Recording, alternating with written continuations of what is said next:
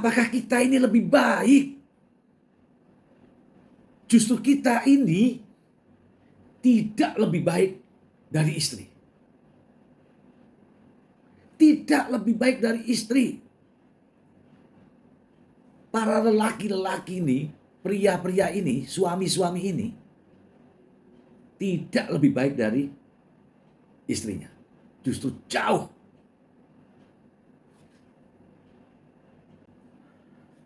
Hai, masih bersama saya Mr. Z bicara. Tentu saja bicara tentang kebenaran berdasarkan fakta, data, dan realita. Ya seperti teman-teman ketahui lah ya bahwa peristiwa, masalah yang paling ramai saat ini menjadi menjadi banyak diperbincangkan adalah terkait dengan gugatan perceraian Mbak Imbong dan Paula Verhoeven. Ramai sekali ya di media sosial manapun ya, ramai diperbincangkan. Mengapa kan begitu ya?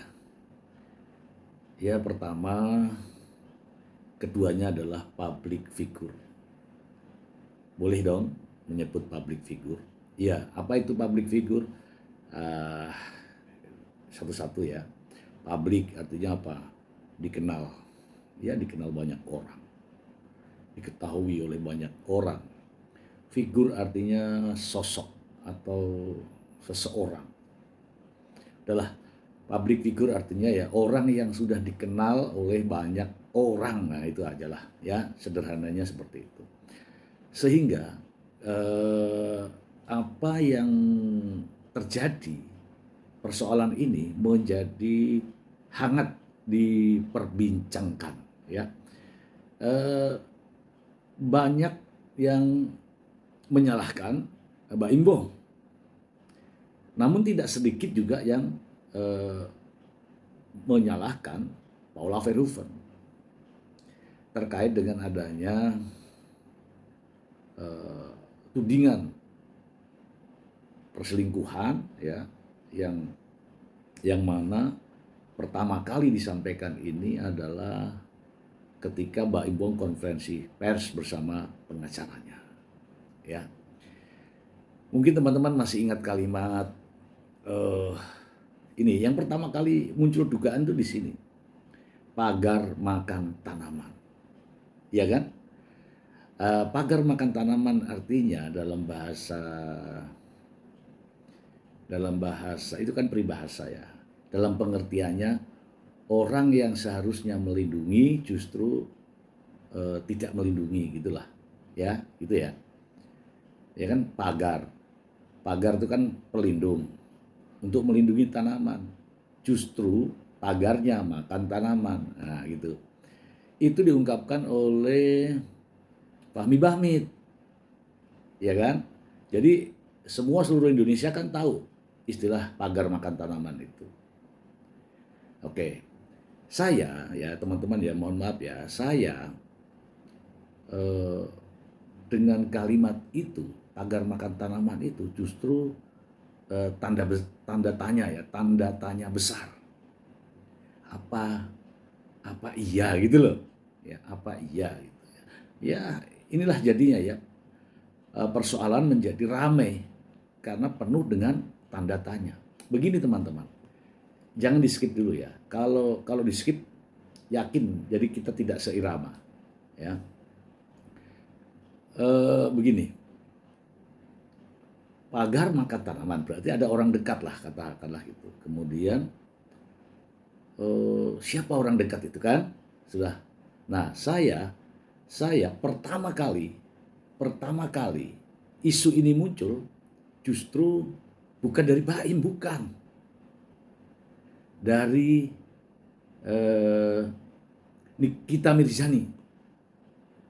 Dari Nikita Mirzani. Ya. Setelah itu barulah saya ungkapkan di video saya. Apa iya gitu kan?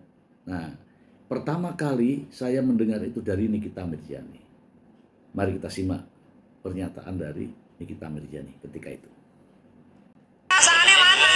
Iya, pasangannya mana? Coba kasih tahu. Mana arahnya? Oh, lu harus kasih tahu ini. Iya, kalau harus gitu. Tapi nggak cerita, dengerin aja sih. Kapan ofisialnya? Ih, Baim mau jadi duda. Ya Allah, Baim. Kau sendiri aja. Dari informasi inilah sebenarnya saya tahu bahwa ada persoalan gitu ya, ada persoalan. Nah, selanjutnya berkembang dengan pernyataan dari pengacara Mbak Imbong, dilanjutkan dengan pernyataan Mbak Imbong di depan media. Ya, mari kita simak ya pernyataan itu. Ini kita tidak ya, jejak digitalnya masih ada gitu loh. Jadi mudah untuk menggabung-gabungkan ya. Mari kita simak. Beceng awas. Kopi dulu. Oke. Aduh ya Allah. Boleh bentar. Bentar. Bro, biasa bikin bro.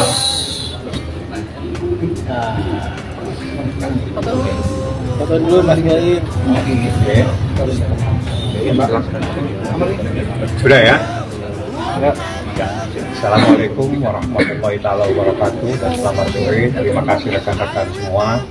Saya informasikan bahwa Muhammad Ibrahim alias Baim Wong pada hari Senin telah mendaftarkan gugatannya ke Pengadilan Agama Jakarta Selatan terkait dengan gugatan cerai talak terhadap istrinya yang bernama Paula. Apa yang menjadi persoalan? Ini saya ibaratkan pagar makan tanaman. Itu dia punya judul cerita. Jadi bagaimana, seperti apa kejadiannya, karena ini sesuatu yang cukup pribadi, biar yang bersangkutan yang menjelaskan. Mungkin begitu, baik saya sampaikan. Oke, itu versi pendeknya ya, versi panjangnya ada ya, versi panjangnya ada. Nah, dengan mengatakan bahwa pagar makan tanaman itu, saya akhirnya bertanya-tanya, yang dimaksud nih siapa gitu kan.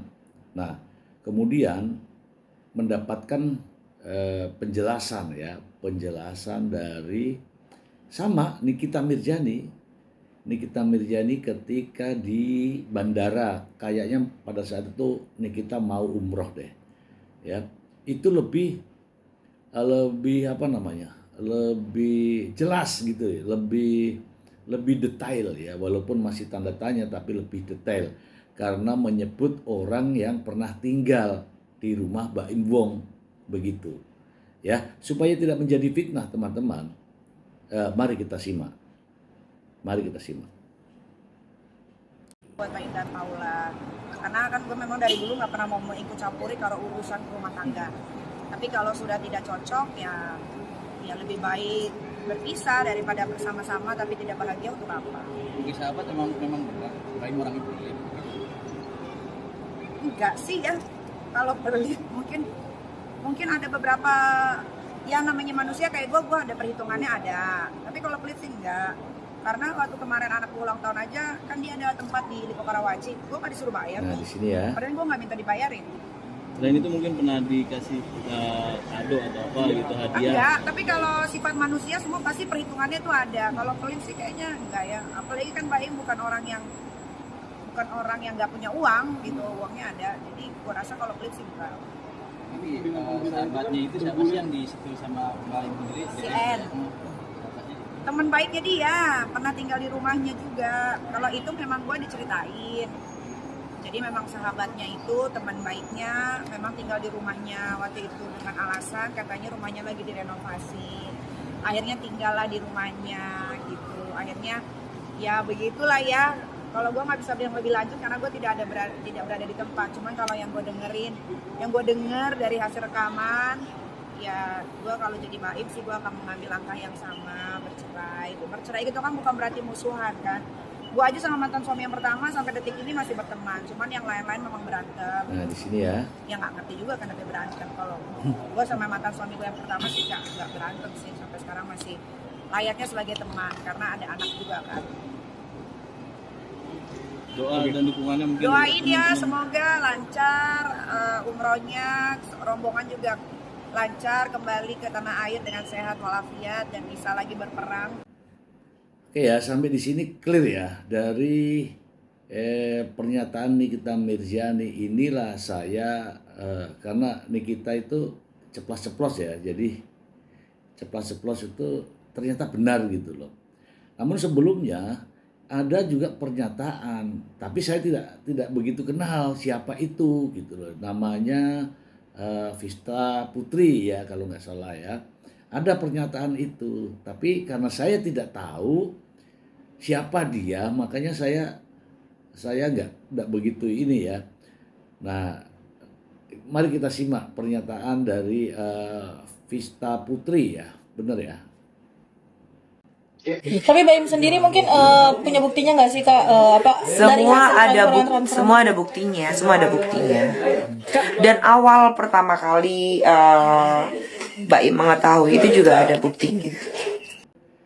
Nah, disinilah permasalahannya teman-teman. Jadi mohon maaf ya, disinilah sebenarnya persoalannya. Saya mendapatkan informasi-informasi ini, kemudian saya sambung. Oh ternyata ada kecocokan. Dan inilah letak persoalannya.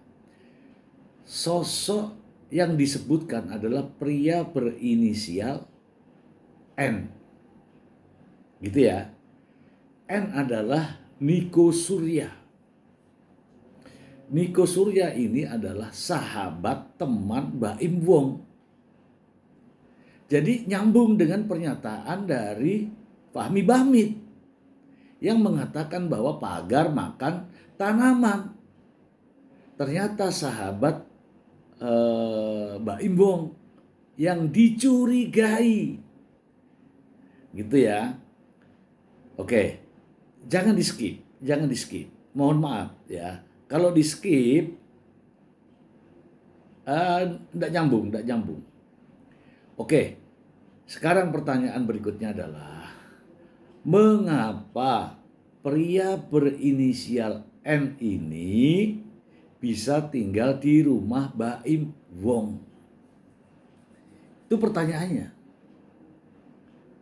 Oke.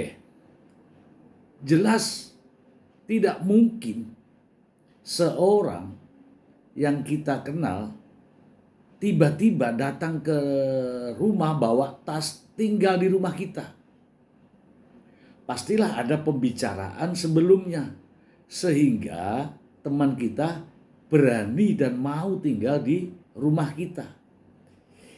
Ini masalah. Nggak benar kan? Sekarang ini jadi masalah. Coba teman-teman semua nih, yang laki-laki nih, atau juga yang perempuan. Kira-kira nih, kalau ada teman suami Anda pengen tinggal di rumah, kira-kira gimana? Oke lah, nggak usah teman-teman lah, saya saja. Di rumah saya ada istri saya, ya kan? Ya enggak? Terus saya nyuruh orang tinggal di rumah saya, teman saya, pria. Iya kan? Terus saya suka keluar kota misalnya, keluar negeri misalnya. Artinya siapa yang ada di rumah? Artinya yang di rumah adalah istri saya dan teman saya. Ya enggak? Iya dong. Nah, apakah saya itu enggak memiliki perasaan? Nah, gitu ya. Jadi ini juga awal persoalan. Ketika orang lain kita suruh tinggal di rumah, itu juga awal dari persoalan. Ini saya ibaratkan ke saya ya. Persoalan jelas, saya tidak ada, istri saya ada, teman saya ada di rumah. Mana istri ya? Istri ngurusin makannya, ganti spraynya misalnya ini ya kalau di rumah saya ya. Bantalnya, harus nyiapkan makan tiap waktu. Karena suaminya nggak ada, kan gitu ya? Oke, sampai di sini. Nah, permasalahannya adalah ini bukan tinggal semalam. Ini bukan persoalan tinggal semalam nginep numpang nginep, bukan. Ini tinggal lama karena rumahnya direnovasi katanya. Kenapa Mbak Imbong ketika itu, ini mohon maaf, tidak berpikir yang seperti ini nih masalah dalam rumah tangga. Orang lain nyuruh ya, disuruh datang tinggal di rumah, itu masalah, sumber masalah. Nah benar kan jadi sumber masalah. Oke. Kita tidak tahu hati orang, katakanlah begitu ya. Kita tidak tahu niat seseorang. Oke. Nah, masalahnya kita juga sebagai laki-laki, jangan-jangan malah bikin repot istri saya nih. Ya kan? Berpikirnya harus ke situ dong. Masa orang lain mau tinggal di rumah kita berlama-lama? Saya nggak bisa hitung berapa lama karena namanya juga kerjain rumah itu lama. Ya kan? Nah, misalnya katakanlah sebulan. Jangankan sebulan, tinggal di rumahku lewat dari sehari aja sudah mikir saya. Saya punya jangan-jangan. Begitu. Ini kalimat jangan-jangan ini adalah salah satu cara melindungi istri. Kalau kita biarkan, justru saya menjerumuskan istri. Pikiran kita harus begitu. Nah sekarang nih, Mbak Imbong mengizinkan Niko Surya tinggal di rumah. Itu suatu kesalahan. Itulah awal mula persoalan. Memberikan izin kepada pria lain tinggal di rumah. Saya tidak tahu sejak kapan dan sampai kapan apa yang ada di pikirannya Mbak Imbong. Kalau saya yang jadi Mbak Imbong itu jelas. Kalau semalam saya nggak ada masalah. Tapi kalau malam-malam berikutnya lebih baik ngontrak. Menghindari masalah. Ngontrak atau nginep di hotel atau di apartemen, Mbak Imbong kan banyak duit. Bayarkan karena teman. Daripada menimbulkan persoalan yang lebih besar. Mending keluar uang, tinggal kau dikontrakan. Nah, kita mengatakan begini, mohon maaf ya Niko Surya, jangan tinggal di rumahku. Lebih baik kau ngontrak satu kamar. Saya bayari tiap bulannya. Sebenarnya itulah cara menghindari masalah. Sama juga saya lakukan itu. Ada orang yang mau berhari-hari, saya bilang, semalam boleh tinggal di rumah saya. Malam berikutnya saya carikan hotel. Saya bayar untuk menghindari masalah. Itu. Ya. Nah, sekarang ini jelas nih. Menjadi terang ketika itu menjadi sumber masalah. Mbak Imbong mencurigai temannya sendiri, teman akrabnya sendiri yang dia suruh tinggal di rumah. yang diberi izin oleh dia untuk tinggal di rumah. Kini sekarang dicurigai bahwa telah ya seperti yang di berita-berita itu. Tapi saya yakin tidak sejauh itu. Saya yakin tidak sejauh itu. Nah, sekarang saya persingkat nih. Saya persingkat. Baim Wong kan suka keluar kota. Iya kan? Suka ke luar negeri. Iya kan? Istri di rumah tidak dibawa. Kalau tiap keluar kota istri dibawa mah nggak ada masalah. Aman kan? Tapi kalau istri ditinggal, nah seharusnya hal ini bisa dihindari. Seharusnya hal ini bisa dicegah. Persoalannya itu di situ. Ketika mengizinkan seseorang, pria, laki-laki, apapun bentuknya, tinggal di rumah, itu adalah awal mula permasalahan. Ya berbeda kalau memang itu yang diinginkan. Tapi jelas ya, Baim Wong mungkin tidak menginginkan persoalan ini. Tapi seharusnya sebagai suami,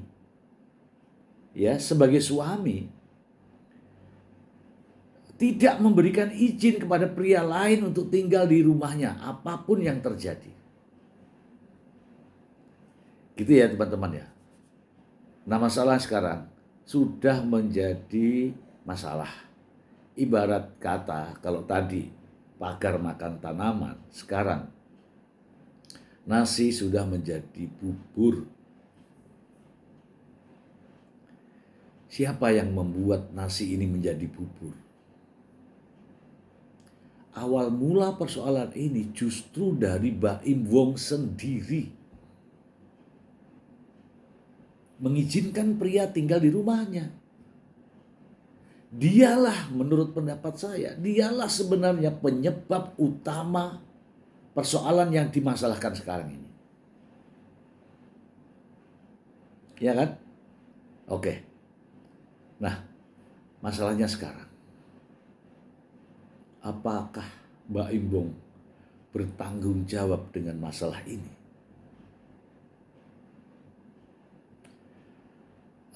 Apakah Baim Wong menyesal dengan adanya persoalan ini? Atau sebaliknya, Baim Wong bahagia, senang, lega dengan persoalan ini? Saya tidak tahu ya teman-teman ya. Saya rasa ketika kita mencintai istri kita, dengan kesalahan dalam mengambil keputusan, dengan kesalahan dalam mengambil kebijakan, kitalah yang seharusnya menyesal. Ya ibarat kata beginilah, kita ini nahkoda, kapal. Tiba-tiba, ya kan, tiba-tiba kapal itu beban muatannya menimbulkan gejolak dalam kapal kita. Kemudian kapal kita karam, tenggelam, atau miring, atau hanyut, atau dan sebagainya. Siapa yang bertanggung jawab? Nahkoda kapal.